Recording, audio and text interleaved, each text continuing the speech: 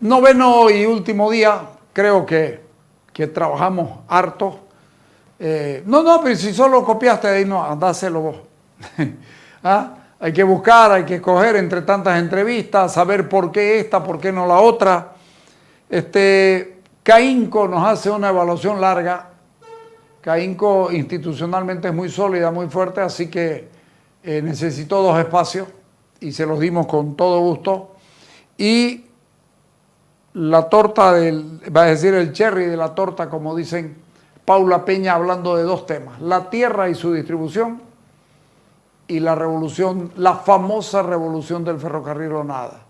La historia cruceña en este programa estará siempre, siempre, siempre en los programas.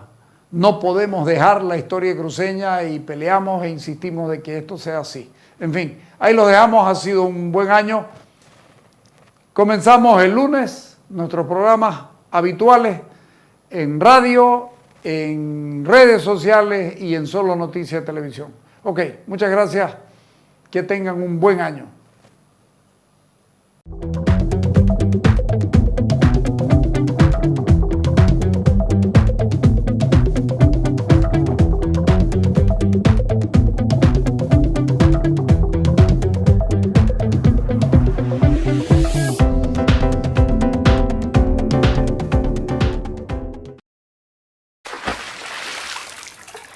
¿Cuál es la evaluación que hace CAINCO de esta gestión 2021?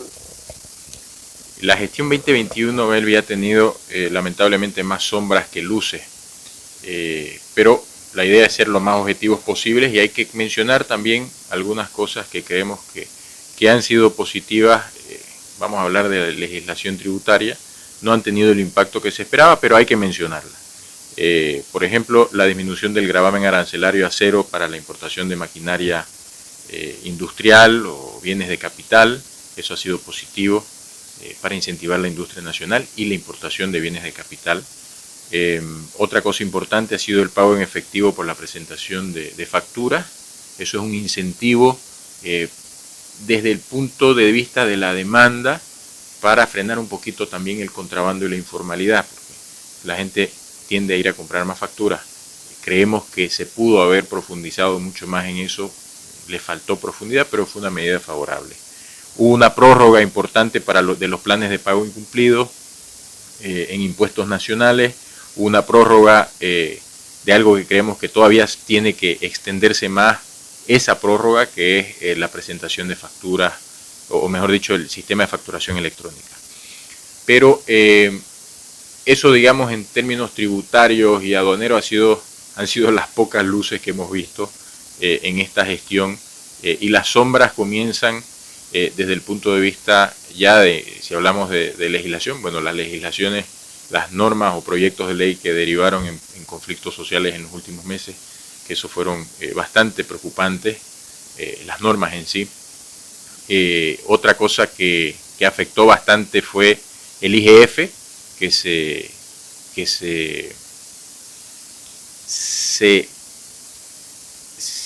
se aprobó a finales en el último día del año 2021, ¿no? Entonces, al haberse aprobado el último día, ya más o menos lo hicieron hasta retroactivo. En fin, habían muchas cosas que se tenían que ver en esa norma que no se vieron, y al final hasta tuvieron varios recursos de inconstitucionalidad que se incumplieron el plazo. En fin, fue un problema ahí bastante, creo, mal enfocado. Y eso ha derivado en fuga de capitales del país. Es más, Bolivia es el único país que no solamente no ha tenido inversión extranjera directa, es el único país de la región que ha tenido fuga de inversiones. Y eso es terrible en el contexto en el que nos encontramos actualmente, sobre todo después de una pandemia donde todos los países sufrieron y Bolivia no es la excepción.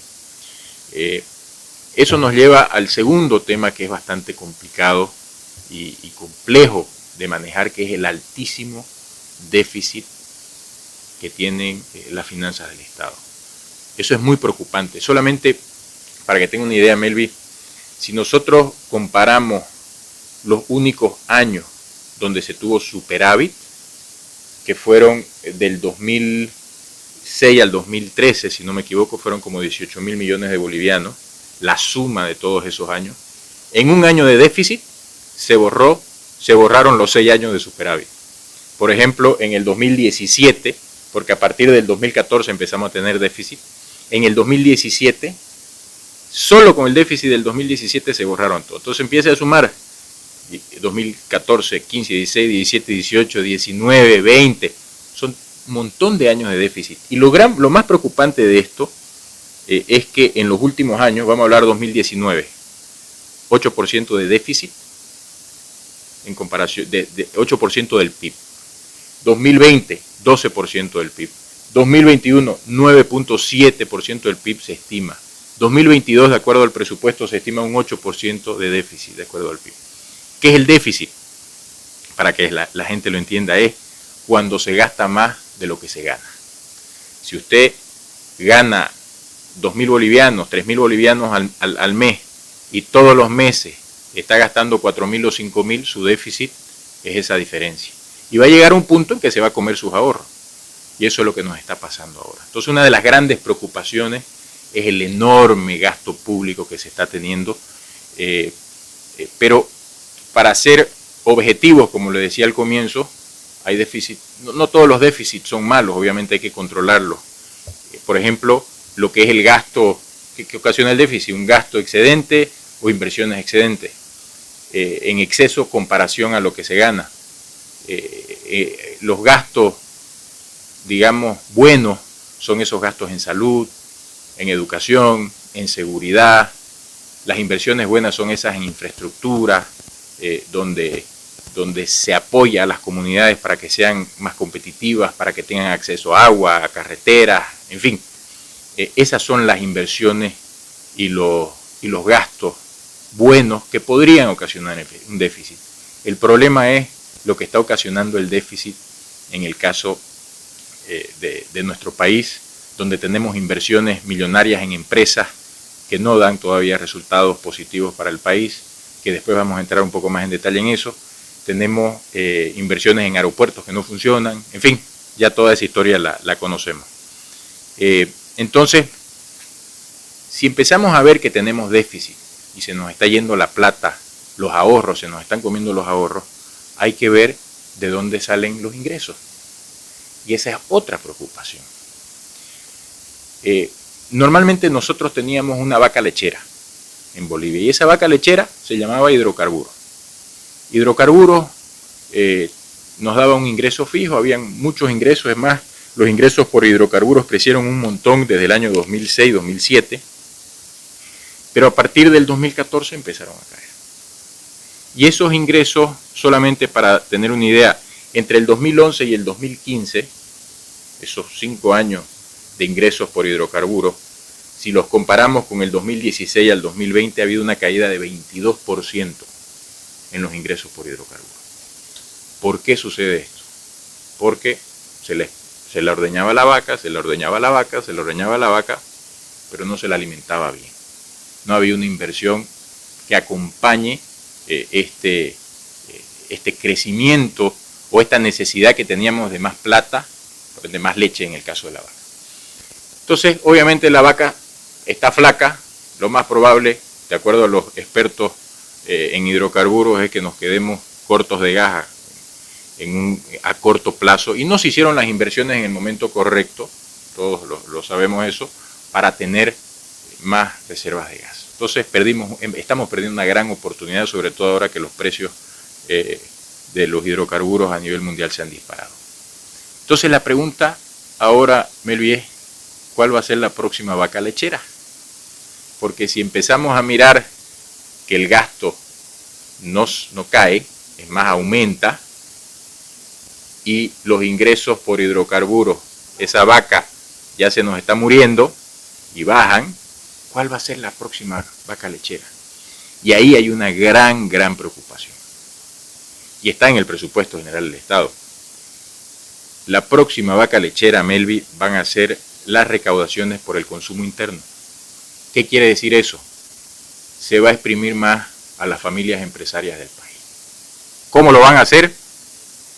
No tenemos de idea, pero ya pocas cosas nos sorprenden de las cosas que vayan a suceder. En el presupuesto se tiene estimado que el ingreso del país por recaudaciones a las familias empresarias va a crecer un 15%. Eso quiere decir que el consumo tiene que crecer un 15%, y si no crece el consumo, ¿de dónde va a salir? Tiene que salir de mayores tasas, mayores impuestos, mayores fiscalizaciones, y nos preocupa mucho, Melvi, de que en el mismo plan, una de las metas que tienen es aumentar la fiscalización. Entonces vamos a empezar a tener fiscalizaciones excesivas, y muchas de ellas que ya las hemos vivido y las están viviendo muchas empresas de todos los tamaños, también tienen un componente bastante negativo de arbitrariedad, ¿no? Entonces, el tema de la vaca lechera, volviendo al ejemplo, nos preocupa que empecemos a ordeñar a esta nueva vaca lechera, pero no le dejemos campo para que se alimente. Y esas son las condiciones que necesitan las familias empresarias para invertir, para crecer. La última vez hablábamos condiciones para la inversión privada, a eso nos referimos, ¿no? Uno ve, si uno, haciendo esta analogía, tenemos esta vaca amarrada con un potrero donde ya se está acabando el pasto, hay muy poco alimento balanceado, y afuera hay unos pastizales hermosos, pero no se puede salir, porque estamos atrapados, estamos amarrados, y encima de la porra tenemos que tirar un carro cada vez más pesado, ¿no? Entonces, hay una gran preocupación en cómo se va a arreglar este tema del altísimo déficit que tiene el país. El gobierno está chupando plata del ahorro de los bolivianos, sacando plata de las AFP para financiar el gasto público. Y eso es peligroso y es preocupante. Y eso le pone una presión al sistema financiero en las tasas de interés.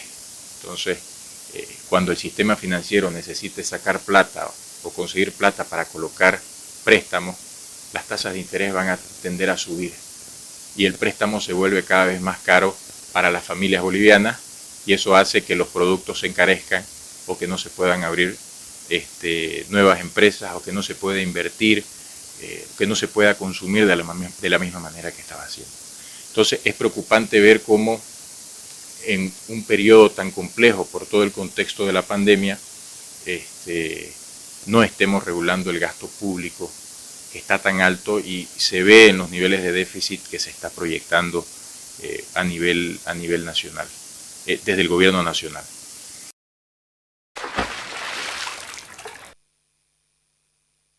Multicomex, despachante de aduanas, servicios aduaneros a nivel nacional de manera rápida, confiable y económica. En Multicomex nos encargamos de todas las operaciones referentes al comercio exterior, otorgando valor agregado a nuestros clientes. Tenéis que encontrarnos en la fanpage Agencia Multicomex, como también en el WhatsApp 615-52666. No lo pensés más.